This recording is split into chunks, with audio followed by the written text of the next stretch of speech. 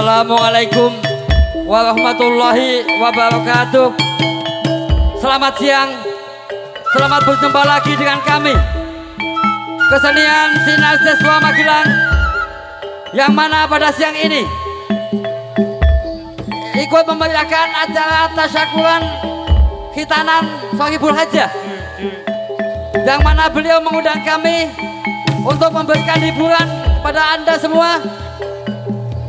Untuk itu, kami selaku wakil dari kesenian ini, apabila nanti ada banyak kesalahan dan kekurangan, saya selaku wakil mohon maaf yang sebesar-besarnya. Dan tidak lupa kami ucapkan kepada semua aparat pemerintah maupun aparat desa yang telah memperkenankan kami untuk menghibur panjenengan sedaya di waktu yang siang ini. Semoga Anda terhibur dengan adanya kesenian ini. Untuk itu, sekali lagi saya selaku wakil, apabila nanti banyak kekurangan, kesalahan dari segi apapun, saya mewakili kesenian mohon maaf yang sebesar-besarnya. Selamat menyaksikan sampai selesai. Monggo.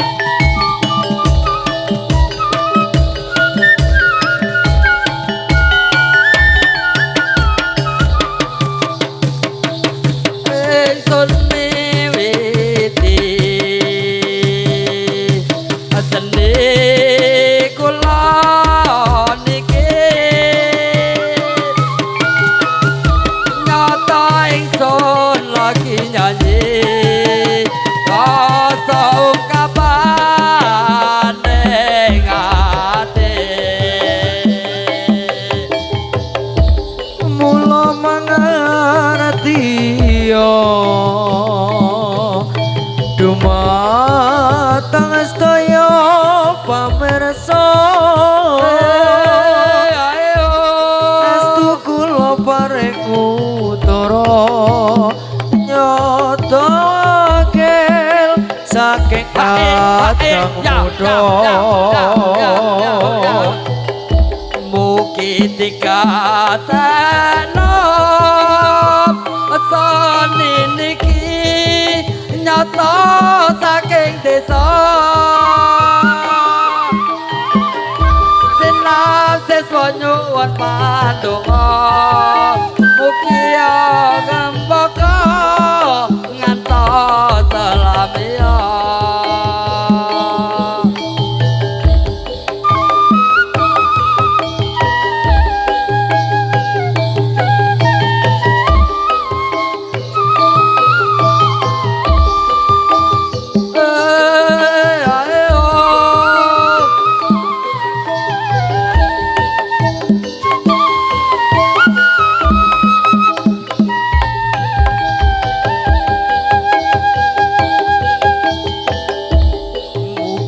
Kateno asane niki nyata saking desa.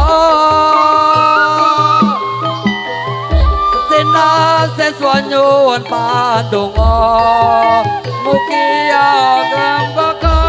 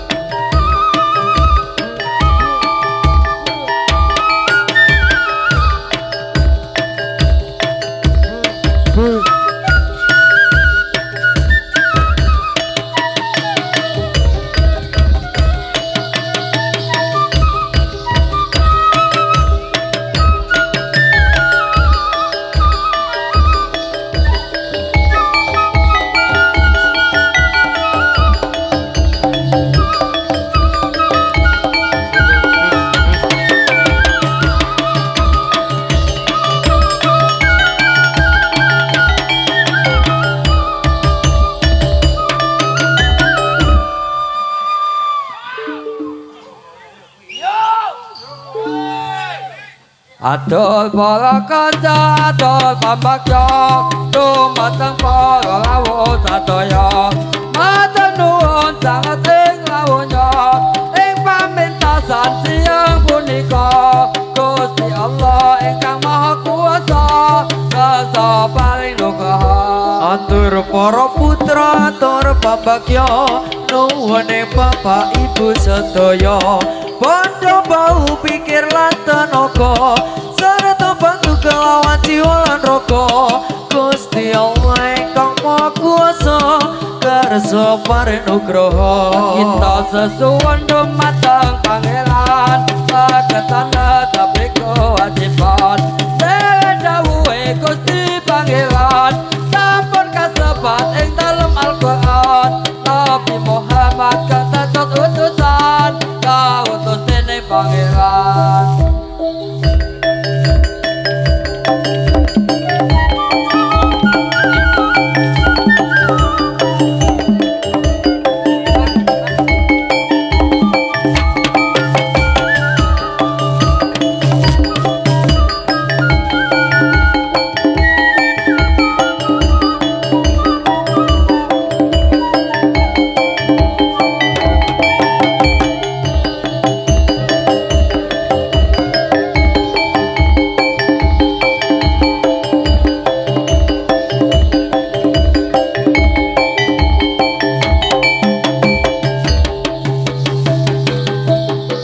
Tresno gumong siji kanggo awakmu, tresno gumong siji kanggo sliramu.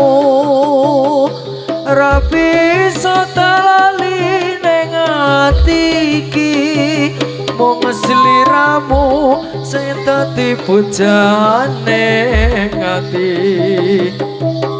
Opo kabeh iki wis ditakdirke,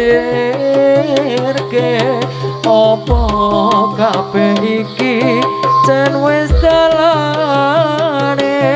Ra bisa dijaga katresnan iki, rasa tresno iki ra bisa dadi siji.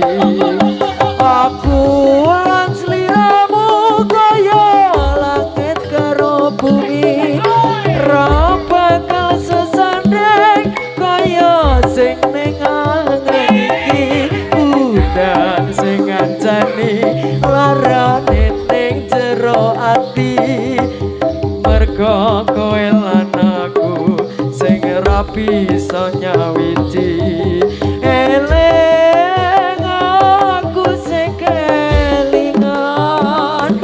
Nalikane wingi sesandingan, luka bareng jejer kegojekan, jebol kabeh mung tondo kelangan. Tresno gumong siji kanggo awakmu, tresno gumong siji kanggo sliramu. Ra bisa lali nang ati iki, wong sliramu sing dadi pujane ati.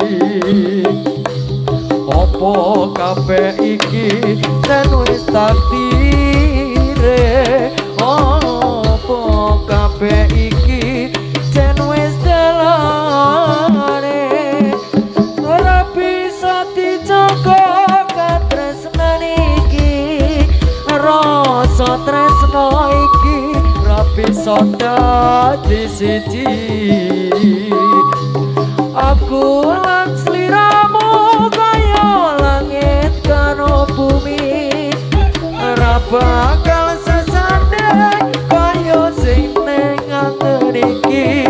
Udan sing ngancani larane ning jero ati, merga kowe lan aku sing ra bisa nyawiji.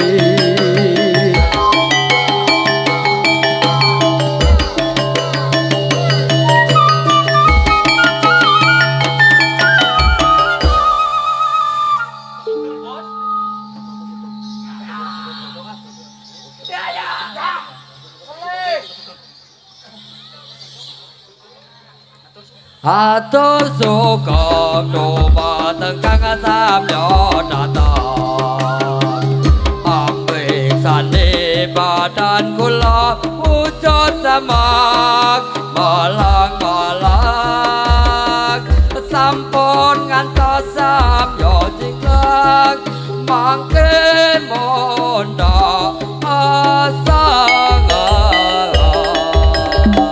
Atur kula dumateng Kang Samya pirsa ageng alit kakung putri sapa muda sedaya yen wonten lepat kawula nyuwun gunging pangaksama Kula niki sinase saking Magelang Dereng saged totolan uda negara sanjata saged temuk lunga sapa ngupatos upatiwa milanipun sedaya Kang Samya pirsa ampun ngantos sami ngala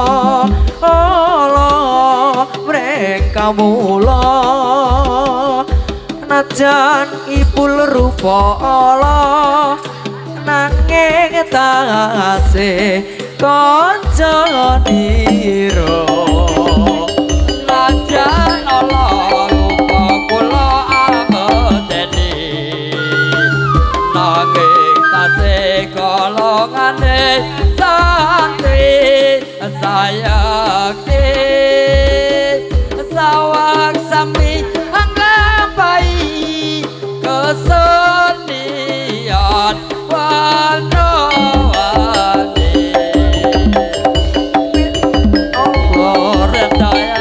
Samya pirsa ampun ngantos sami ngala mring kawula najan kula rupa Allah nanging tasih kanca nira Najan Allah lupa kula ameteni Nanging tasih golongane santri sayakti Sawak sami anggapai kesenian wanawali sampun cekap kang dados atur kawula mugi samya sekecana langgaira sedaya yen wonten lepat kawula kang rupane watetata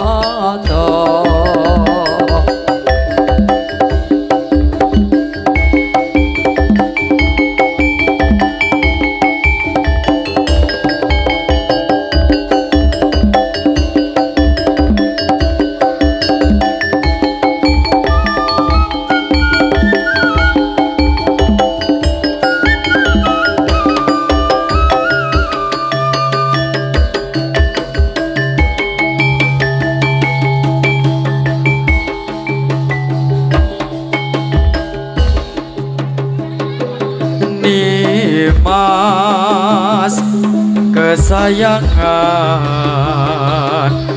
kaya ngopo rasane ati iki suwe ra krungu pawartamu bingung rasane nandang rindu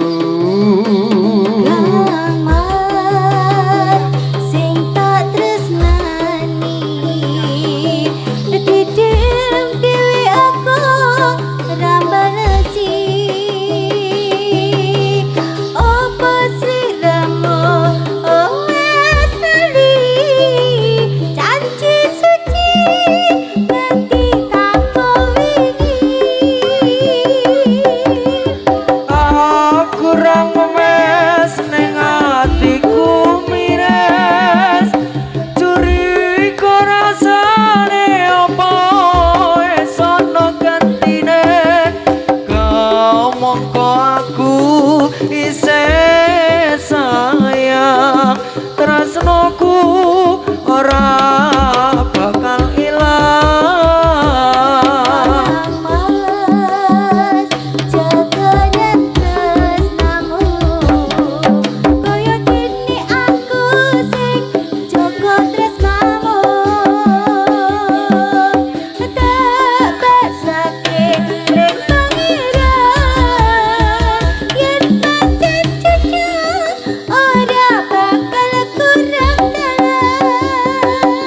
ini mas kesayangan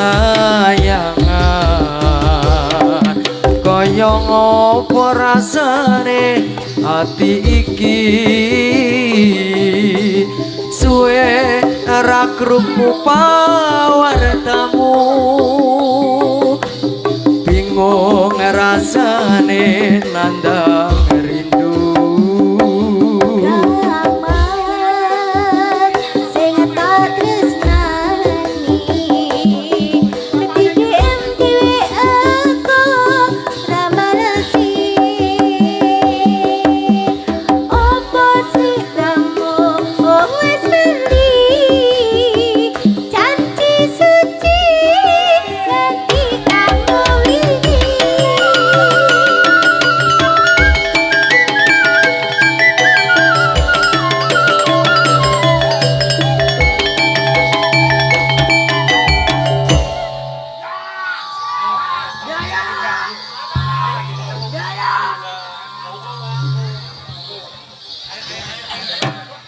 Ayo kanca padha olahraga supaya badane rusak sinambi maca elang-elang kawula ingkang miturut agama. Ayo para sedulur Islam sedaya bebarengan ngormatono maring miyose junjungan Nabi kita Nabi Muhammad kang mulya. Ayo kaum muslimin muslimat tetap pemuda batayat podo kiatno anggone menghormat maring miyose Nabi Muhammad. Lamun wong urip ora gelem menghormat besok yen ana akhirat bakal kaparingan siksa lanat geni neraka kang bulat-bulat. Nanging kang podo gelem menghormati maring miyose Kanjeng Nabi besok yen kita tumekan ing pati dikandhas bangga kang edi. Lafalin ati lai dawa Islam iku dawuhe pangeran agama munggu Gusti Allah Islam iku den lakoni tenan. Mila ayo kok sadulur magelang tetep ana ing kewajiban ayat kasebut ana ing dalem Quran terang dawuhe pangeran. Mila sedulur kang samyong mirsa ugi enggal den tindakno agama Islam kalau utama iku dadi kewajibannya.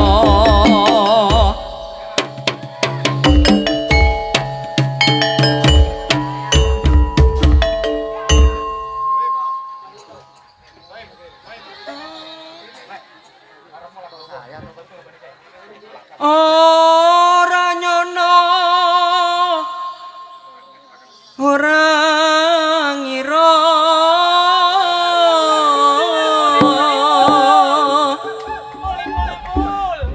koe medhot teline ngasmara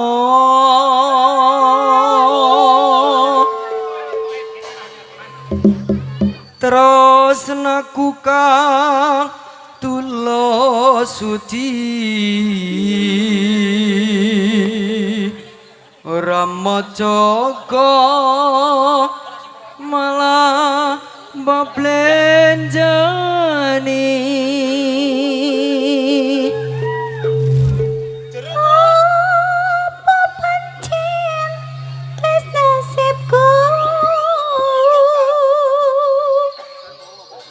Kudu pisan karo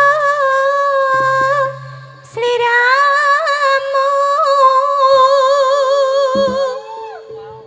nadyan napot jroning ati nanging aku ra bisa ngoncati.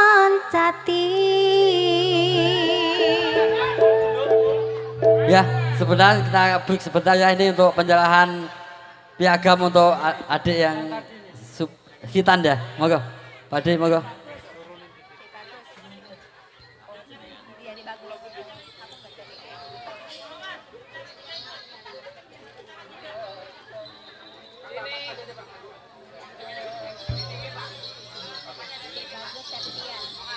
Oh, monggo Dik Bagus Septian.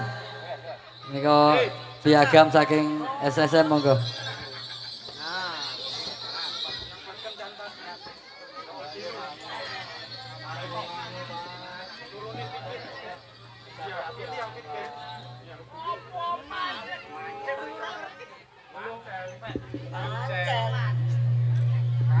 Pancen tenan. Lagu kebangsaan to, Wen?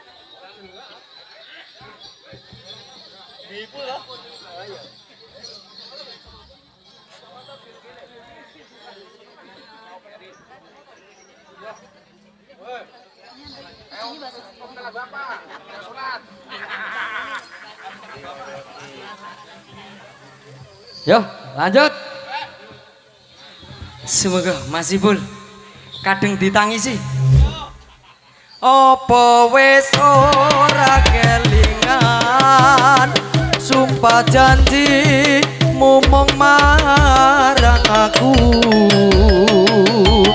sineksen lintang rembulan jarene tresnamu mung kanggo aku Wis nganti telung ketika nanging silat mula kirim warta ora kirim warta saiki wis teko kowe malah gandeng liya-liya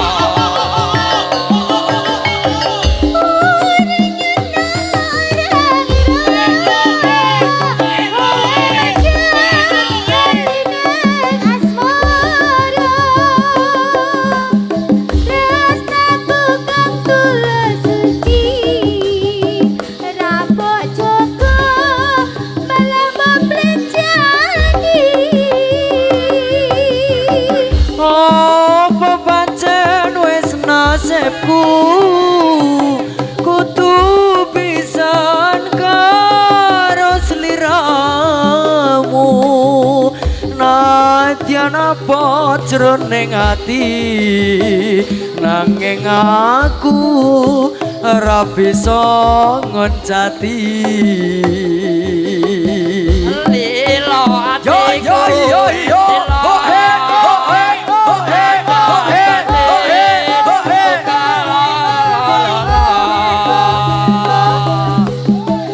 nanging aku ra kowe amarga aku wis kepancot desa wis nganti telung ketika nanging sliramu ra kirim warta bareng saiki wis teko kowe malah gandeng priya liya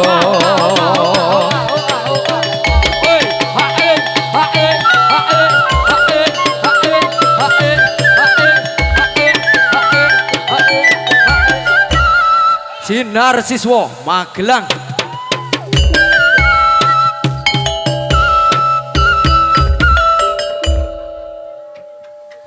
sampun paripurna kula paring parisuka yen wonten lepat kawula nyuwun agunging pangastosa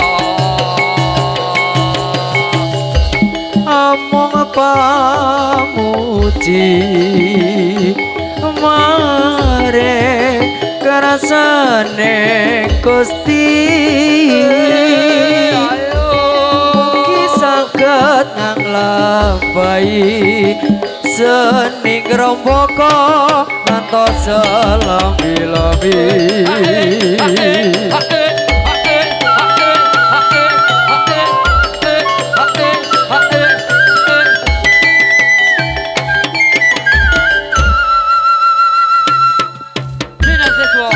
bilang. Ya, ya, ya, ya, ya. Ya, demikian tadi babak yang ketiga yaitu kesenian topeng ireng tahun dayaan.